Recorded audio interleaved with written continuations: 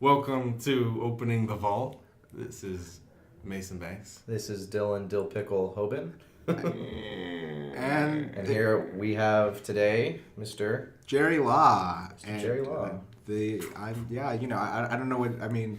I was trying to come up with a joke, and I thought we were gonna do that thing where I'm Dylan Hoban and you're Jerry Law and you're Sid Banks.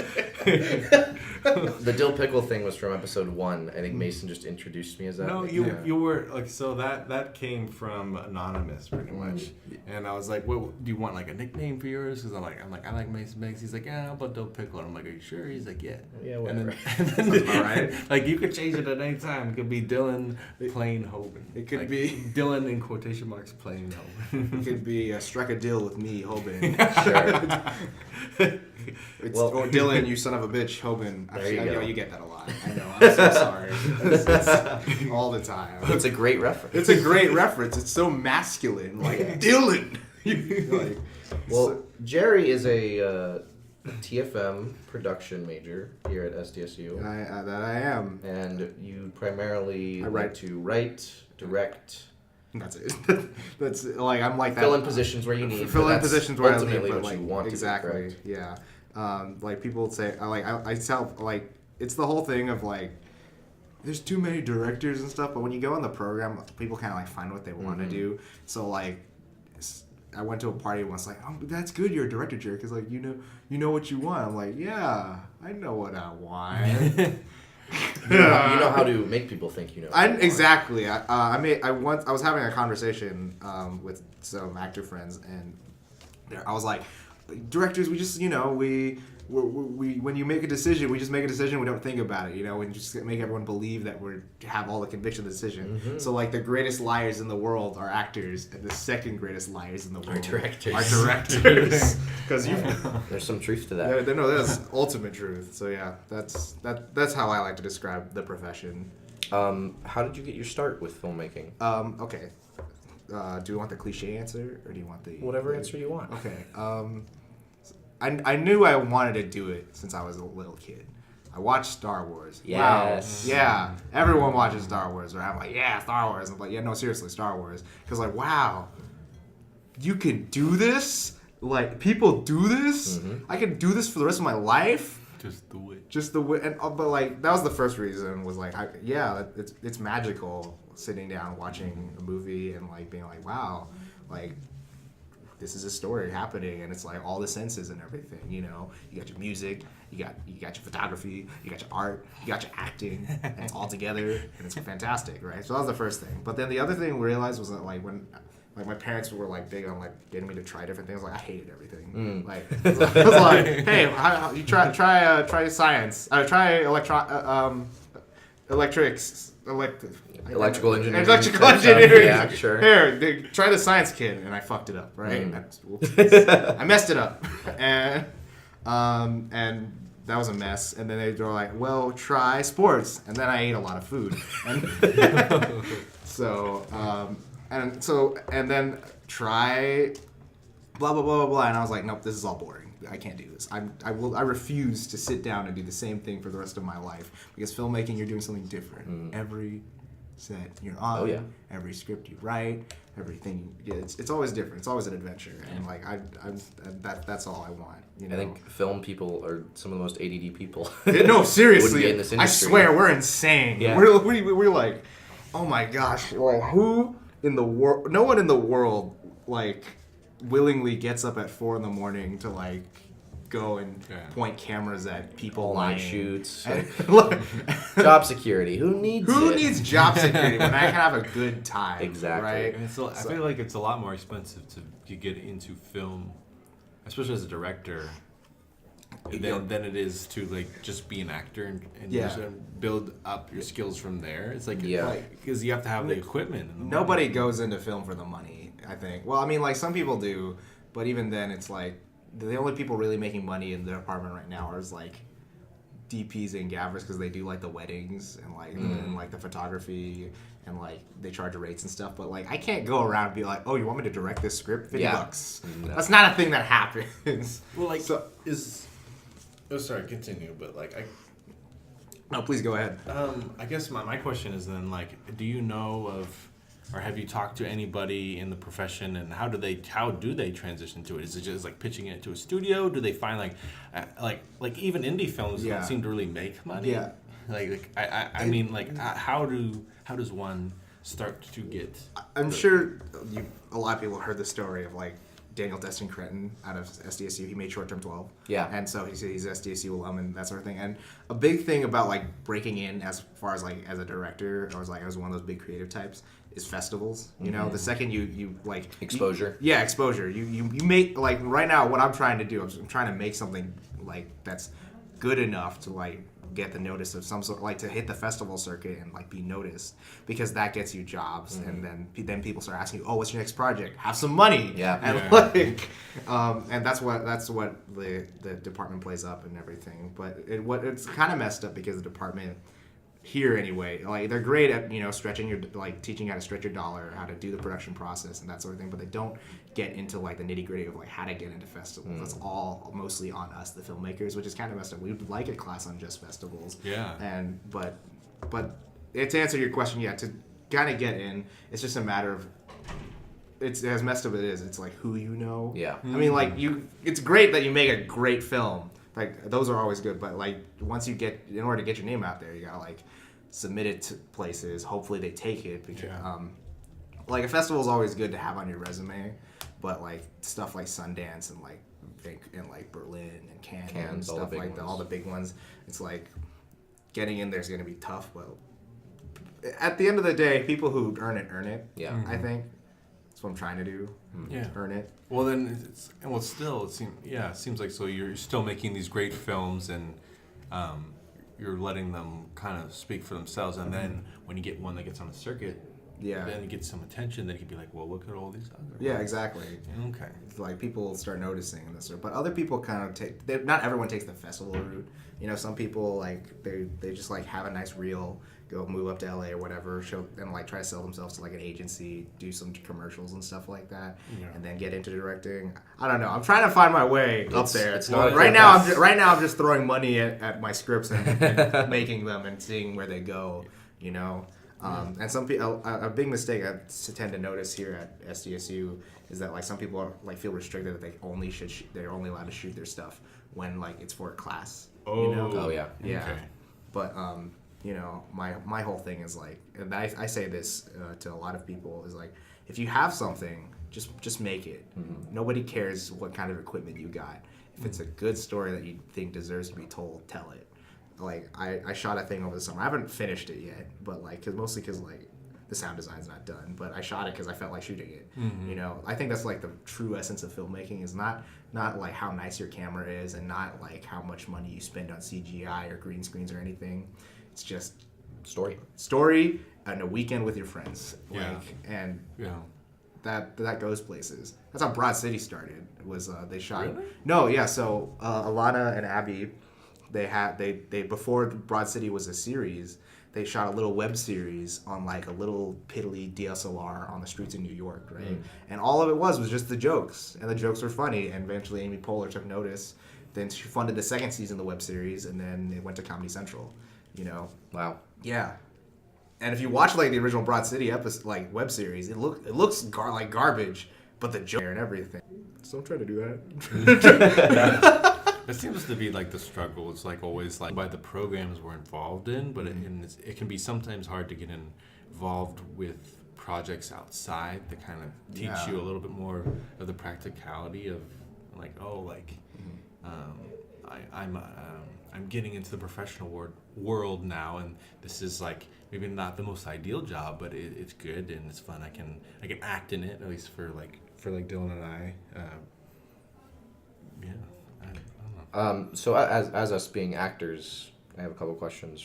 Sure. Kind of talking to someone on the other side of the casting table. Yeah. Which is not something we get to do too often, but I love going on auditions. That's like probably my favorite part of one of my favorite parts of the process is auditioning. I love seeing like actors come in, and just making them sweat. I love torturing them. Wiping their brow before. Yes, like I take shots of actors' sweat before I go on set. Gosh. No, just kidding. But I love audience because like I don't know, I love seeing like people just come in and just like read my material and see what different things they bring to it. Yeah. And I don't know, it feels nice. Maybe that's just my ego talking. It's probably my ego No, talking. no. Like I've heard several stories from people who have worked, and like even Adrian was saying that like I think he worked on he auditioned for something and he felt he did really well on it and he nailed it, and the writer was there and the writer came up to him and was like, "That's exactly how I saw it." How I heard it. And I feel like that's very true. It's like you have, when you're writing it or you're filming something, you have kind of a feeling, maybe if you're not a visual person, but like exactly how it would play out, and then when somebody does it, and you're like, oh, okay, like that's it. I saw a TED talk, a screenwriter's talk. It's like when you're writing a screenplay, it's a version of the movie that only you're gonna see, and because when you go in the production process, everything changes. Everything changes. Yeah. Like, so it's not like exactly true to what you originally envisioned. But when when an actor nails it. I kind of like shift in the chair. I'm like, oh, You're like, yes. yes, Do that. do that. So when you're creating, kind of off that audition tangent, when you're creating or writing characters, what types of characters do you enjoy creating, and what are your favorite types of films to write? Oh, this is a good question. With different answers every time. I wouldn't say I'm like a very character-driven like writer as far as I know. I kind of like recently in my work I've kind of just based stuff off situations, and the characters kind of come as part of it, as like kind of reactions to it, which isn't like doing any services to the actors, but like I kind of leave the direction up to like when I'm like after I have a finished draft and I make notes of like what this character wants, what they do, and that sort of thing. I used to.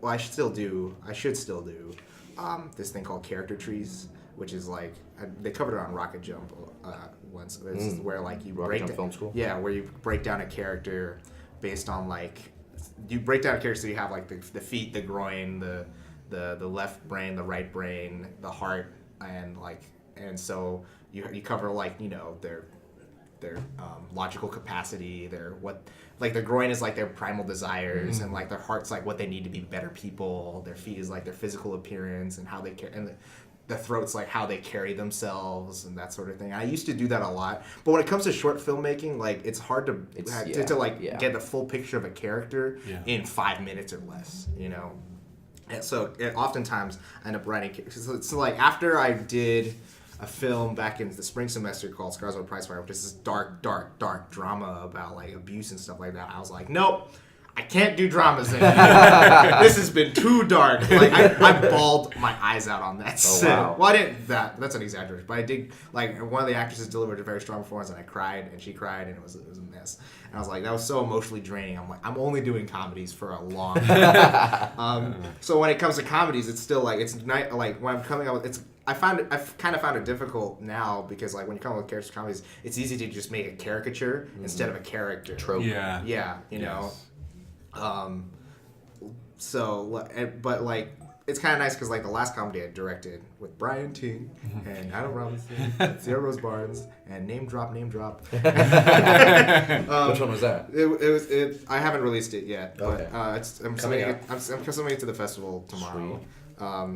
Like the premise is like this guy is like cheating on this guy is like sleeping with this dude's wife, and then like the dude comes over to play games with him, like have a game night with him, and he brings his wife, and so it's all awkward because like they know, and then that sort of thing. So that's one of those like simple things. Comedy's like more simple. You can just think of like you slept with a girl and she slept with you and you were trying to keep it a secret and that sort of thing. It's not one of those things where you have to like really flesh it out, because like not like a play or anything, like a long-winded play. So short film comedy. Short film comedy. Yeah. So those bits, the moments. The bits, the moments. Yeah, it's more situational. Exactly. Like I want to do character-driven comedy, but like that stuff that's feature stuff. That's like 20-minute, 30-minute. Yeah. That's like episodic stuff. You know. Well, do you ever find that like when like you do this situational comedies like a lot, and then you write it out and you're going to film or they're auditioning, and do you find that maybe you change your shot list or what exactly you're doing based upon the actor's performance? Definitely I do, but like this last film I didn't do. Like we kind of stuck to a shot list because we had such a tight production schedule. One of my biggest regrets on that film was that we didn't have enough time, so I never got to meet with the actors ahead of time to like rehearse. Yeah. You know, I like they come to set and I'm basically like I sat them down for like 30 minutes. I'm like, here's happening, blah blah blah blah. Okay, act. Yeah. And they killed it because they're very talented. I love you guys if you're listening. But like, you know, I wish in this environment I did have that kind of power to like change the shot list to like play up the characters and that sort of thing. But since this is film school and we don't have enough money to pre-production is a week. My pre-production is a 2 week. days. My production is 2 days Your and my post is 4 days. My post is 24 hours. The night before it's due. Exactly. Well, yeah, I wanted to say that. Like you were saying that you try to sit down with them for half an hour. That's more than most. Yeah. More than most. Usually, they're like, okay, this is a character description. Show up here. Show up here, drive here, and you know, and it's like I've been in some beautiful films, like well shot, like seems cinematic, right? But the acting is a little subpar, and so I think it's good to have at least you're thinking about it, right? You know what I mean? At least you're thinking about the character. I feel like a lot of times people get really hung up on the technical, and they forget how to talk to actors because we're still instruments of the storytelling, exactly, and just like your cinematography, and your lighting, and your sound. Yeah. Like I had a friend. She said that like the big problem with like film school filmmaking is that we're so caught up with like all the technical tricks that we're learning in our class that we kind of forget to like properly direct and talk to an actor, you know, and like the performance, like. A bad shot doesn't make or break your film, but a bad performance does. Oh yeah. And so, I try to put a lot of value in my talent, and in terms of like at least being able to discuss with them and like talking to them first thing after I call cut, even if it's something as little as like "You're doing great, sweetie." You got a cigar in your mouth. You're doing great. You're doing great, sweetie. That's what we tell Brian after each shot, right? For listeners out there, Brian Ting is also known as actor version of Jerry Law. Actor Jerry. Also the lead from Anonymous. In case you guys didn't know. In case no one saw. Question though. Answer. Do you notice that you're talking about a film school? Do you notice that the classes you're taking weigh heavily towards the technical aspects of film and rather than teaching you how to deal with actors and direct and the creative side? Definitely. I'd say so. It's like a lot of it is like, you know, like we don't, I'm trying to think. Since we have just general production classes, they have like a whole semester to cover every single aspect of production in 16 weeks, you know, and so that does like it's like that's helpful because like this the program we're in, it's not like AFI or anything like that where you pick a single track and that's all you work on. Like I'm glad that they did the whole wholesome like you should learn everything about every production, job on set, but at the same time it does neglect some important parts. Which is unfortunate, but that's kind of the hand we're dealt. The only thing that we can do to combat that is just like be on set a lot, and practice, and make as much as you can with as little money as you have. Because while all those things are important, and having a really well structured shoot is very important, there's so many variables. And I think that's what the program's trying to do is teach you guys how to manage all those variables efficiently. But does that make the creative side kind of get lost? Do you feel like? I think so. It really does because like, I feel like, but at the same time, there's especially with the creative stuff like directing, there's no like most efficient way to teach that. Yeah. Like, which sucks, you know. I like, it's just a matter of they tell us to read a lot, which is helpful. It helps you come up with articulate the language to your actors to get what you want. But like, I feel like there's a lot of techniques that I might be missing out on, which is, I don't know. I kind of just have to do my best when I come to set and I talk to my actor. Like what type of techniques? I'm what? not sure really. I think my biggest flaw as a director right now is that I still don't have a big enough vocabulary to articulate to my actors how the motivations of a scene and what they're doing, right?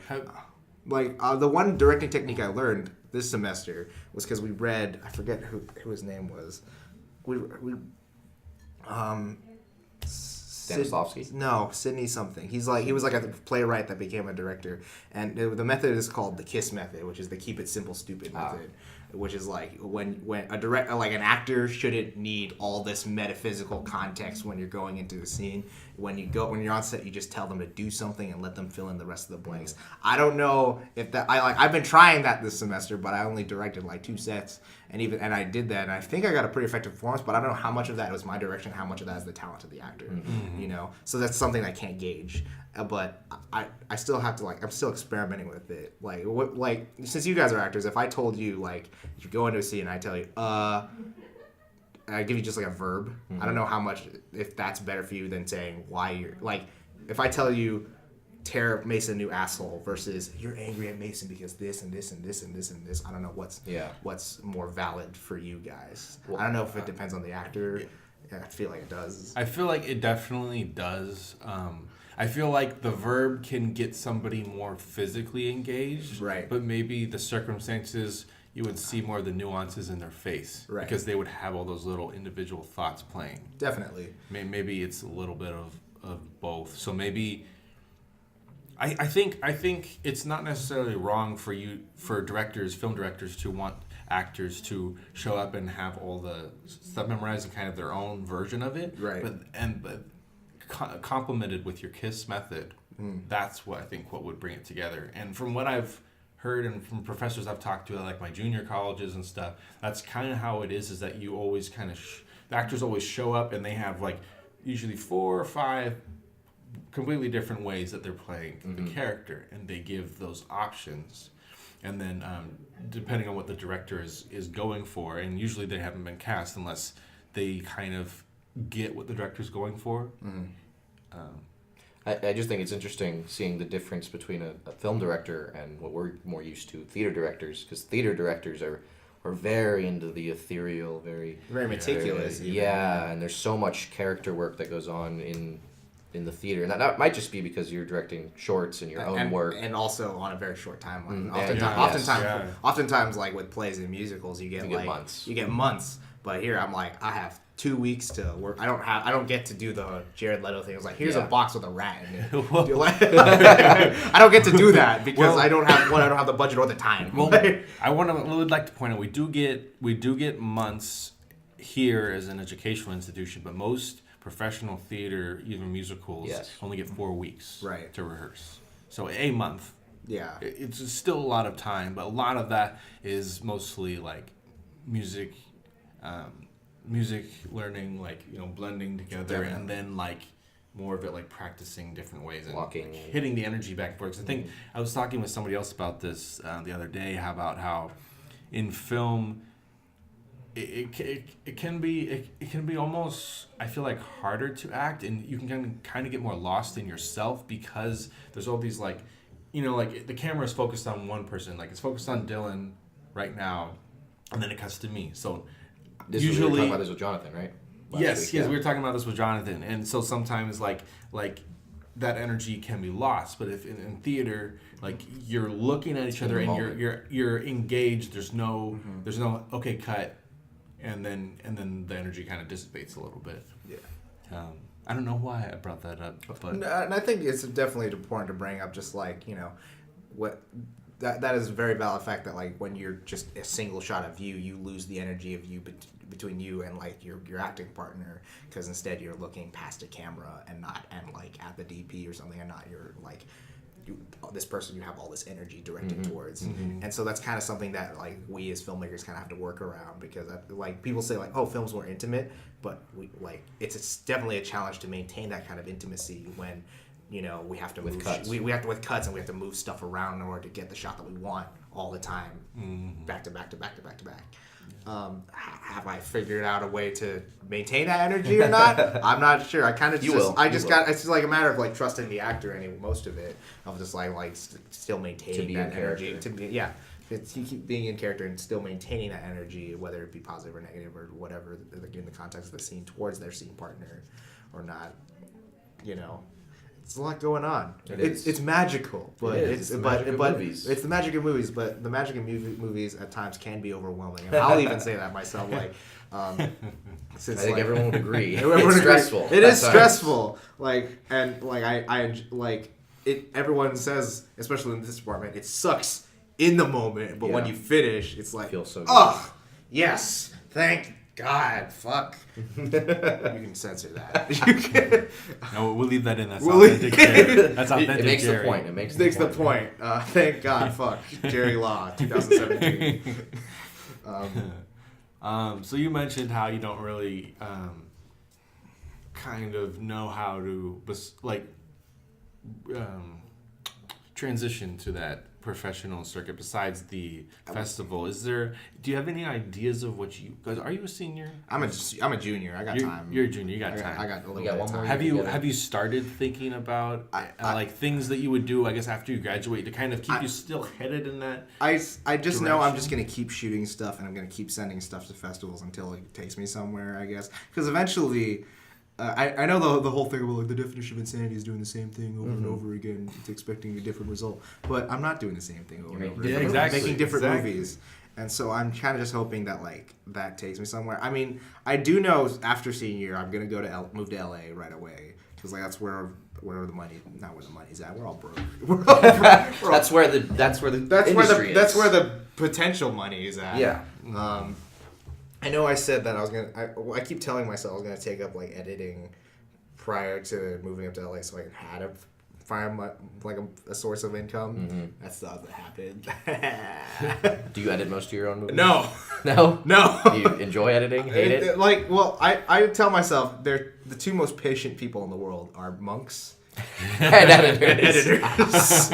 and There's truth to that. that holds true. But I don't edit my own movies for a very specific reason. If I need a second opinion all the time. You know, if I keep editing my own stuff, it's like I won't have like those fresh eyes. You know, so it's nice having. Well, for one, it's nice having someone edit that's not you. Second, it's nice having your editor on set so they can be like, Jerry, that's not going to transition well. Jerry, you're dumb. Stop. Jerry, that's not working. Don't do it. It can change so much in the edit too. Yeah, it can. Which is incredible. It's fantastic, but at the same time, it can also be like really like heart-wrenching when like you have a really nice like transition a sequence and stuff, and it's like, hey, that lamp wasn't supposed to be. So my script supervising is a very underrated job. Oh, yeah. Continuity is so nice. I've done that before. I've had That's the a fun same job. scriptie on my like past 3 movies. Her name is Jenny. I love her to death. And She has glasses, right? Suspenders sometimes? no, that's Jenna. Oh, okay, I don't know Jenny. I'm sorry. Yeah, she's just a little blonde girl, but she's fantastic. Scripty's a great job. Scripty's a fantastic job. I love my scripty more than I love me, and that's hard to say. You know, I'm like Kanye. Love yourself more than you love Kanye loves Kanye. Okay. But yeah. What was I saying? Yeah. I don't edit my own stuff. It's just it's a good practice. It's a good practice, but like a lot of really good directors I know are also some really good editors, you know, because like they understand. Because editing is like one of those things and one of the elements in filmmaking that's exclusive to filmmaking. Oh yeah. You know, like cinematography that's from photography, directing is from acting, sound is from music and everything. But editing, that's just a film thing, you know. And so I feel like transitions also make or break your movie. Because if I'm watching a movie and it just fades every time, it just dissolves between scenes. I'm like, Jesus Christ, this is boring. Can this speed go along? God. So like, what would be one of your favorite movies? And like and why? Like whether it's be story or is it like their editing? God, Star Wars. You know, Star Wars. I love Star Wars. Like that's my desert island movie. I swear by Star Wars. I will get married to Star Wars. Which one? A New Hope? New Hope. Empire? Duh. New Hope. Like, because it stands alone. You can watch New Hope by yourself and be like, yep, that's it. That's all. That's a story. That's it. It's everything. Okay. I don't like. I never liked getting asked the question, "What's your favorite movie?" Because like I feel like what's one of your favorite? I know, but let me just go into context of like the history of the question of what's your favorite movie. I get asked this every date I go on. You're a film major, right? What's your favorite movie? What's your major? Oh, film. What's your favorite movie? Duh! Of 2017 or what? The past 100 years? You need to give me a filter, girl. And The neighbors are getting a little rowdy. We'll edit that out. but yeah, I like to. I don't know. How about I give you my favorite film this year? Yeah, for sure. Get Out. Get Yeah. Out was a masterpiece. Yes. Get Out was. Yes. Oh my gosh. Just Get Out was. It was like kept me on the edge the entire time. Socially relevant, great message. The most satisfying ending from a movie. I still have not seen the movie. What? I haven't seen Get Out. I'm not gonna say anything, but I will tell you right now. Get Out was that's my movie of the year. Yeah. For me. Over Blade Runner. Wow. I haven't seen Blade Runner. You haven't seen Blade Runner? I haven't either, Jared. Edit that out. No one needs to know I haven't seen Blade Runner. I mean, I've seen the original Blade Runner, but I haven't seen Blade Runner. It's better than the I don't know, like Sorry to interrupt. We're doing a reading over here. Yeah. Can you dance a little bit? all right, I think I lost track of where we were at. You were talking to me about my favorite movies. Get Out. Yeah, and like Blade Runner. I guess I just wanted to say about Get Out is that one reason why it was one of my favorite movies, just because, and this isn't giving away plot, Dylan. It's just how I had never seen a story that I identified with that much. You know, as a black, and it wasn't like it wasn't stereotype. It wasn't making fun of a stereotype, and it wasn't preachy either. It wasn't preachy. It was just like, this is the truth, and I was damn straight it is. I was all like, man, this is like guess who's coming to dinner, but scary. I watched Jordan Peele was recently on either Fallon or I think it was Jimmy Kimmel? No. Oh God, I should know his John name. Oliver. No, keep going. Conan. No, the glasses. Stephen Colbert. Stephen Colbert. He was on Colbert talking about Get Out because he was telling a story where he crashed a college course on film specifically on Get Out. They spent this semester at UCLA learning about Get Out. It's like it's become a course at college, which is crazy. Oh yeah, trust me. Here they have a course on Stranger Things. Really? Yeah, in the English department, there's a whole Stranger Things class. Isn't that nuts? That's I think crazy. it'll be fun. I think it was like later at night though. I think Something like that. I couldn't find it when I was looking. Oh, for to take it? Yeah, to take it. But I liked what Jordan Peele said. He said the movie is if you have a normal black man in a horror film, the black guy's always the one who's like, what are we doing here? Why are we here? Let's leave. And he's always the first one killed. So he took that and made that the protagonist. And that's such an interesting idea, and it's amazing it hasn't been done before. But no, I love Jordan Peele. I love all of his work. I love him Peele and Keegan-Michael Key. And yeah. It's really interesting is like if you guys watch Key and Peele, and they have like a lot of really black sketches and a lot of like kind of like I identify more with as a biracial person, and they talked a lot. Like I remember I watched this interview with Keegan-Michael Key, and he was talking about how like he was in college in New York. I forget which university, but he was talking about how I don't know. He was doing the shows, getting the training, and one of his teachers was like, I can see you playing Hamlet, and he's like, me? No, I couldn't play Hamlet. He's like, aren't you getting the same training as everybody else? And I don't know. It was just a weird thing that he didn't feel like he slotted in there. Maybe it was whether it was because he was biracial or because it was his comedy or what. Mm-hmm. But I don't know. I've always kind of identified with him. I like how they struggle with the identity, I feel like, in a similar way. Yeah. To me, personally, and they keep creating stuff and keep trying to figure it out, and that's what I love. I think is like when you see somebody who's like struggling in maybe a similar way that you can relate to, and then you're like, okay, they haven't figured it out. They're successful, air quotes, successful. Well, I think they use comedy similar to how you kind of deal with stuff. Yeah, definitely. And but it's very interesting. It just fascinates me. Adrian sent something literally yesterday about that casting. He's like, he told a student in our class. What casting? You said Keegan. Oh yeah, because he was the Hamlet. one who gave us the link to that interview.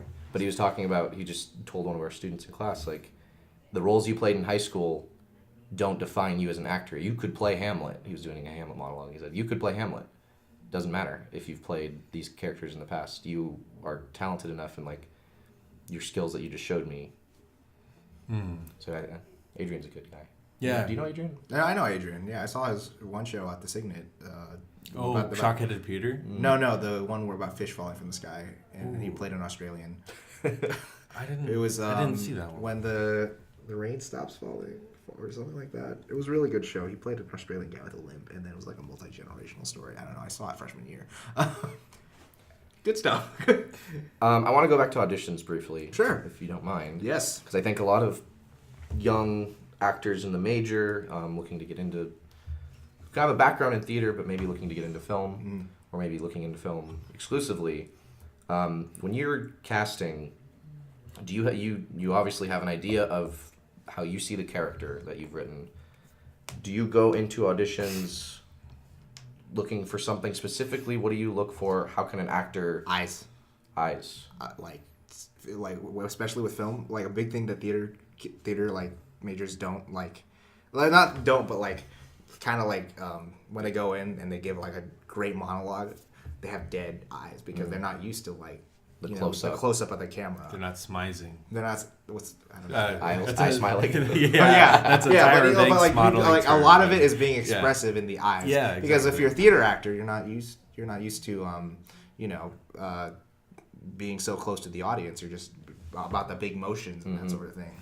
But film is much more intimate. More subtle. Yeah, so like you can like totally nail my character, the interpretation of the character I give you with my sides. But if your eyes are dead, I'm sorry if you lost me.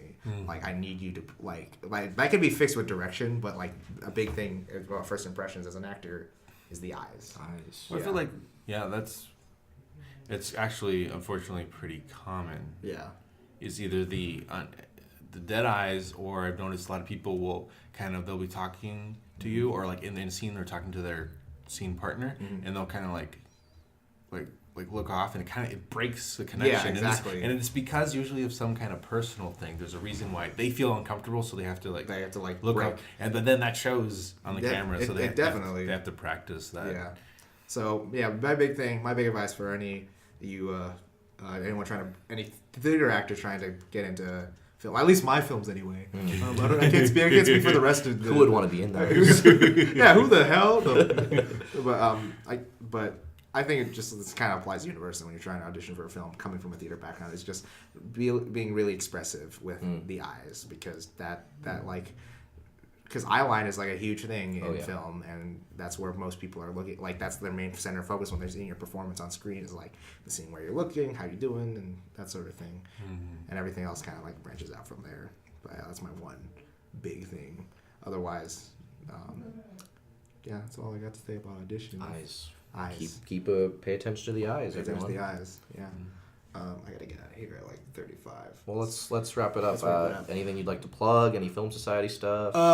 Film Society Film Festival is next Wednesday. 20th, right? No. That's the that's emerging the filmmakers. Okay. I don't know if I'm in that yet because we submit on Thursday and then it goes to committee. But the Film Society Film Festival is going to be on. Let me pull this up right now. Oh my God, I'm vice president. I should know You should this. know this stuff. I should know this. What the heck? Who is this guy? What the heck? I'm going to be president. Film next Society is semester. on Tuesdays. Film Society is on Tuesdays in DA 221 from 5 o'clock to 6:30. There we go. But our last meeting is next week. So okay, December 13th, the Don Powell Theater. Doors open at 7 o'clock. Tickets are $10. We are selling shirts. So if you want some rad Film Society swag, and hats too, we got baseball hats. 7:30, you said? 7:30. Sweet. And we're going to show off a bunch of our members' films. You might see some of my work, some of my friend Aaron Martinez's, and Anthony Grimm and Olivia Breen and all that stuff. Yeah, we all our stuff's going to be on there. You should submit because we are still accepting submissions till Monday what the heck is Monday? The 11th. The 11th. So submit because I want to see your work. You want to see my work. And I want to see all your work. It'll be a good time. Thank you for having me, gentlemen. Well, thank you, Jerry. We're going to close the vault on this episode. With many deposit boxes. Well filled. Well filled and added. This has been Mason Banks. This is Dylan Hoban. And this is Jerry La.